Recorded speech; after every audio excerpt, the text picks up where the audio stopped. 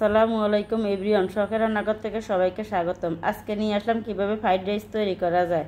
আশা করি আজকের রেসিপিটা আপনাদের কাছে অনেক ভালো লাগবে। তো এখানে আমি প্রথমে 2 পট চাউল নিয়েছি। চাউলগুলিকে আমি পানি জড়িয়ে নিয়েছি প্রায় 15 মিনিটের জন্য। 15 মিনিট পরে যখন চাউলগুলি থেকে পানি ঝরে গেল, তখন এখানে আমি চুলে একটি কড়াই বসিয়ে পরিণত পানি দিয়ে এখানে চাউলগুলিকে সিদ্ধ করে নিব। আমি এখানে প্রায় 80% চাউলগুলি সিদ্ধ করে নিব। চাউলগুলির সাথে আমি এখানে সামান্য পরিমাণ লবণ দিয়েছি এবং সামান্য পরিমাণ ভিনেগার দিয়েছি, যাতে করে তাড়াতাড়ি সিদ্ধ এবং ঝরঝরা হয়। তো দেখুন এখানে আমি প্রায় 80% এখন সিদ্ধ করে নিব। আমার সিদ্ধ করা হয়ে গেল। এবার আমি চুলা থেকে নামিয়ে ঠান্ডা হওয়ার জন্য রেখে দিব। তারপর এখানে আর একটি কড়াই বসিয়ে আমি এখানে পানি দিয়ে দিচ্ছি গুলি। এখানে আমি সবজিগুলিকে এক এক করে সিদ্ধ করে নেব। প্রথমে আমি আলুগুলিকে সিদ্ধ করে নিব। তারপর এখানে গাজর, পেঁয়াজকলি, ক্যাপসিকাম এগুলি সমস্ত যা যেগুলি মটরশুঁটি, আপনারা যেভাবে সবজিগুলি দিবেন, যে সবজি মন চায় আপনাদের সবগুলি সবজি এখানে সিদ্ধ করে নেবেন। দেখুন আমি এখানে এক এক করে সমস্ত সবজিগুলি দিয়ে দিচ্ছি আমার হাতের কাছে যেগুলি ছিল। এবার এগুলিকে আমি সিদ্ধ করে নিব। দেখুন এক এক করে আমার সমস্ত সবজিগুলো আমি এখানে দিয়ে দিচ্ছি এবং ফুলকপিও দিয়ে দিচ্ছি। হাতের কাছে আমার ফুলকপি ছিল সিদ্ধ করা ফ্রিজে। আপনারা ইচ্ছা করলে আপনাদের ইচ্ছা মতো সবজিগুলো দিতে পারেন। এখানে আমার কাছে আগে থেকে সিদ্ধ করে কিছু সবজি ছিল, এখানে আমি মটরশুঁটিও কিছু অংশ দিয়েছি। আমি এখানে ঢাকনা দিয়ে সিদ্ধ করছি এবং কিছুক্ষণ পর এসে নাড়াচাড়া দিয়ে দেখছি সিদ্ধ হয়েছে কিনা। দেখুন আমার সবজিগুলি সিদ্ধ হয়ে গেলে এবার আমি চুলা থেকে নামিয়ে নেব। তারপরে এখানে আবার আমি আর একটা কড়াই বসিয়ে এখানে ডিম দিয়ে দিলাম। ডিমটাকে আমি একটু জর্জরা করে নিব। এখানে আমি একটা ডিম দিয়েছি, আপনারা ইচ্ছা করে 2টি ডিমও ব্যবহার করতে পারবেন আপনাদের রুচি হিসেবে। তারপরে নামিয়ে এখানে আমি আবার আর একটা কড়াই বসিয়ে দিলাম। কড়াইয়ের মধ্যে আমি তেল দিয়ে দিলাম। দিয়ে তেলটা যখন গরম হয়ে গেলো, এখানে আমি দিয়ে দিচ্ছি পেঁয়াজ কুচি, রসুন পেস্ট এবং আদা পেস্ট। সমস্ত উপকরণগুলিকে আমি একটু ভেজে নিব। এখানে আমি সামান্য পরিমাণ লবণ দিয়ে দিব, যাতে করে তাড়াতাড়ি এগুলি সিদ্ধ হয়। আপনারা যে কোনো পেঁয়াজ ভাজতে গেলে একটু সামান্য পরিমাণ লবণ দিবেন, তাহলে পেঁয়াজটা তাড়াতাড়ি সিদ্ধ হবে, সময় কম লাগবে।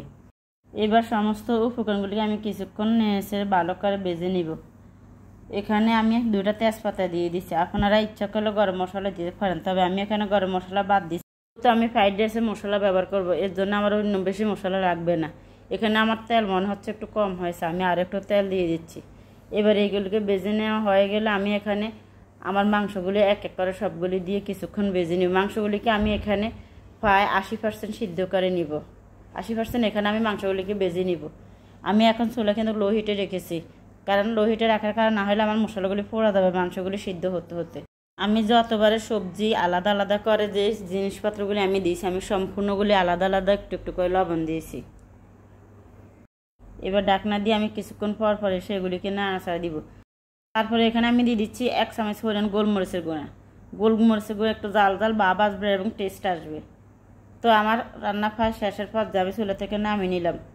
দেখুন এবার আর একটা কড়াই বসে আমি এখানে দিয়ে দিচ্ছি কিছু অংশ তেল। তেলের মধ্যে আমি আমার মাংসগুলি ভেজে রাখা মাংসগুলি দিয়ে দিচ্ছি। দিয়ে আমি কিছুক্ষণ আবার এখানে ভেজে নিচ্ছি। ভেজে নেওয়া হয়ে গেলে এখানে আমি দিয়ে দিব এক এক করে আমার সমস্ত সিদ্ধ রাখা সবজিগুলি।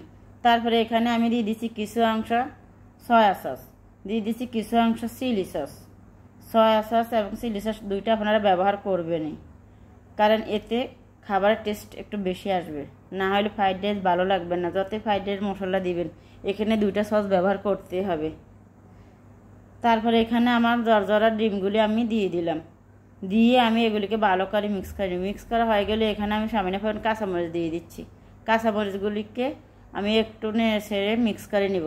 তারপরে এখানে আমি দিয়ে দিচ্ছি আমার ফ্রাইড রাইসের মশলা। এখানে আমি প্রায় 1 প্যাকেট মশলা ব্যবহার করেছি। আপনারা এই মশলাটা ইচ্ছে করলে কম বেশি দিতে পারেন, পুরো প্যাকেট না দিলেও চলবে, কিন্তু আমি পুরো প্যাকেটে ব্যবহার করেছি। তারপর এগুলির সাথে আমি মশলাটা ভালো করে মিক্স করে নিব। মিক্স করা হয়ে গেলে আমার চাউলগুলি আমি এখানে দিয়ে দেবো, ভাতগুলি আমি এখানে সিদ্ধ করে রেখেছি। একটা কথা বলতে ভুলে গেছি, অনেকে ফ্রাইড রাইস কিন্তু বাতাস চাউল সিদ্ধ চাউল দিয়ে রান্না করে। আমি এখানে আতপ চাউল দিয়ে রান্না করছি, কারণ আমার মেয়ে সিদ্ধ চাউলের খাবে না, যার কারণে আমি আতপ চাউল এখানে ব্যবহার করছি। এবার আমি চাউলের সাথে সমস্ত উপকরণগুলি ভালো করে মিক্স করে নিব। যেহেতু আমার এখানে চাউলগুলি আমি 80% সিদ্ধ করে নিয়েছি। দেখুন চাউলগুলির সাথে একটু সময় লো হিটে আপনারা সমস্ত উপকরণগুলি ভালো করে মিক্স করে নেবেন।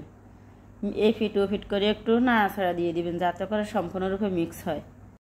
একটু সময় করে একটু ধীরে ধীরে এই রাইসগুলির সাথে আপনারা সমস্ত উপকরণগুলি মিক্স করে নেবেন। দেখুন মিক্স করা হয়ে গেলে এখানে আমি ঢাকনা দিয়ে আবারও কিছুক্ষণ রেখে যাব। রেখে কিছুক্ষণ পর পর এসে আমি আবার একটু নাড়াচাড়া দিয়ে দেবো, যেহেতু আমার চুলে সমস্ত লো হিটে আছে। দেখুন আমার রান্না প্রায় শেষের পর আমার ফ্রাইড রাইসগুলো সম্পূর্ণরূপে সিদ্ধ হয়ে গেছে। এবার আমি চুলার থেকে নামিয়ে নেব পরিবেশন করার জন্য। দেখুন একেবারে জর্জরা কত সুন্দর হয়েছে, আমার মাংসগুলিও পরিপূর্ণভাবে সিদ্ধ হয়েছে। আপনারা এইভাবে রান্না করবেন, চেষ্টা করবেন। আমি আসলে আর কোনোদিন ফ্রাইড রাইস রান্না করিনি। কেমন হয়েছে আমার রান্নাটা কমেন্ট করে জানাবেন। তো ভালো থাকুন সবাই, আজকে পর্যন্ত, আল্লাহ হাফেজ।